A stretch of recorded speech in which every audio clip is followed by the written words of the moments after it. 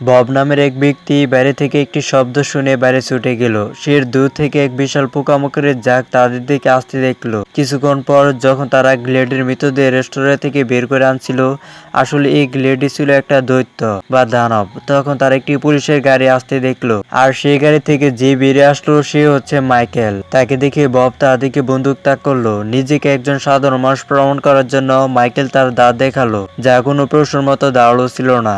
তাদের কথোপকথনের সময় মাইকেল বুঝতে পারলো যে এই লোকগুলোর কোনো ধারণা নেই যে পৃথিবীর শেষ ইতিমধ্যে শুরু হয়ে গেছে। সে তাদের বলল যে ওই বিদ্যার মতো বিপজ্জনক লোকেরা শীঘ্রই তাদের উপর এক বিশাল আক্রমণ চালাবে। এরপর মাইকেল তার গাড়ির ডিকি থেকে অস্ত্র বের করে সবার মধ্যে বিলিয়ে দিল। সে বিশেষভাবে চার্লিকে নির্দেশ দিল যেন কোনো অবস্থাতেই সে নিজের জীবন বিপন্ন না করে, কারণ সে ছিল শত্রুদের আসল লক্ষ্য। তারপর সবাই মিলে টেবিল ও চেয়ার দিয়ে রেস্টুরেন্টের জানালা ও দরজাগুলো পুরোপুরি বন্ধ করে দিল। রাত নামতে রেস্টুরেন্টের বিদ্যুৎ চলে যায়। বিপদের উপর নজর রাখার জন্য অস্ত্রসজ্জে সজ্জিত সমস্ত লোক ছাদে অবস্থান নিল। এর কিছুক্ষণ পরেই অন্ধকার ভেদ করে একটি আইসক্রিম ট্রাক এসে থামলো। তার চালক বেরিয়ে এসে এক অদ্ভুত ভয়ঙ্কর সুরে চিৎকার করতে লাগে।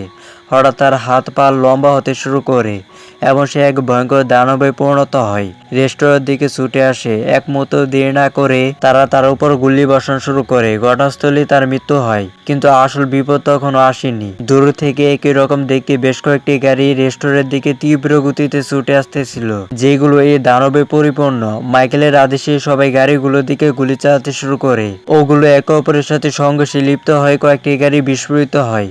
গোলাগুলির মধ্যেও একটি দানব জানালা ভেঙে ভিতরে ঢুকে পড়ে এবং অন্ধকারের সুযোগ নিয়ে হাওয়াটাকে ধরে জানালা দিয়ে বাইরে টেনে নিয়ে যেতে শুরু করে। সান্ডা এবং অন্য মহিলারাও তাকে উদ্ধার করার চেষ্টা করলো, কিন্তু সেই বিশৃঙ্খলার মধ্যে আরেকটি দানব চার্লিকে দেখতে পেল।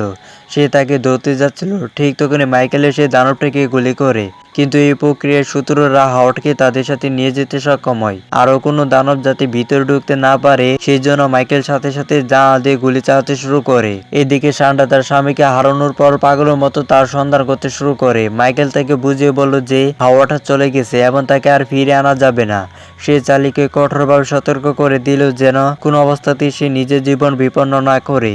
এই দৃশ্য দেখে বব ধৈর্য হারিয়ে ফেলে এবং কি করতেছে তা জানতে চেয়ে হস্তক্ষেপ শুরু করে। এরপর মাইকেল ব্যাখ্যা করে যে ঈশ্বর মানুষের উপর থেকে সম্পূর্ণ বিশ্বাস হারিয়ে ফেলেছেন এবং পৃথিবী থেকে মানবজাতির সমস্ত চিহ্ন মুছে ফেলতে চান। বাইরে যারা হিংস্র পশুর মতো আক্রমণ করছে তারা আসলে সাধারণ মানুষ ছিল, যারা এখন ঈশ্বরের ফেরেশতাদের নিয়ন্ত্রণ রয়েছে। মাইকেল তাদের বলে যে সে নিজেও একসময় ঈশ্বরের একজন ফেরেশতা ছিল এবং সে এখন শুধুমাত্র চার্লির সন্তানকে রক্ষা করতে এসেছে, কারণ সেই সন্তানই মানবজাতির শেষ ভরসা। চার্লির এখন 8 মাস চলতেছে, কিন্তু মাইকেল তাকে জানায় যে শিশুটি জন্ম হবে আগামীকাল। এখন ঈশ্বরের বিশ্বাস থাকুক বা না থাকুক, মানবজাতির শেষ আশাকে বাঁচিয়ে রাখতে এই দানবদের মোকাবেলা করার জন্য তাদের অবশ্যই একত্রিত হতে হবে। কিছুক্ষণ পর পরিস্থিতি কিছুটা শান্ত হলে জিপ একা মাইকেলের কাছে আসে এবং সম্পূর্ণ সত্য জানতে চায়।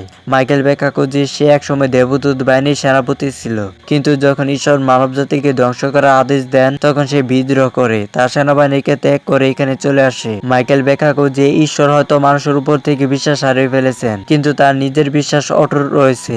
যদিও পৃথিবী ঘৃণা আর অন্ধকারে পরিপূর্ণ, মাইকেল দৃঢ়ভাবে বিশ্বাস করেন যে মানুষের মধ্যে এখনো ভালোত্ব এবং মানবতা বিদ্যমান এবং সে তাদের রক্ষা করার জন্য নিজের জীবন বাজি রাখবে। পরদিন সকালে বব এবং মাইকেল পাহারা দেওয়ার জন্য ছাদে পৌঁছায়। সেখানে দাঁড়িয়ে মাইকেলের সেই দিনের কথা মনে পড়ে যেদিন এই সমস্ত ধ্বংসযজ্ঞ শুরু হয়েছিল, যেদিন মাইকেল মানবজাতিকে ধ্বংস করার জন্য ঈশ্বরের আদেশ মানতে অস্বীকার করেছিল।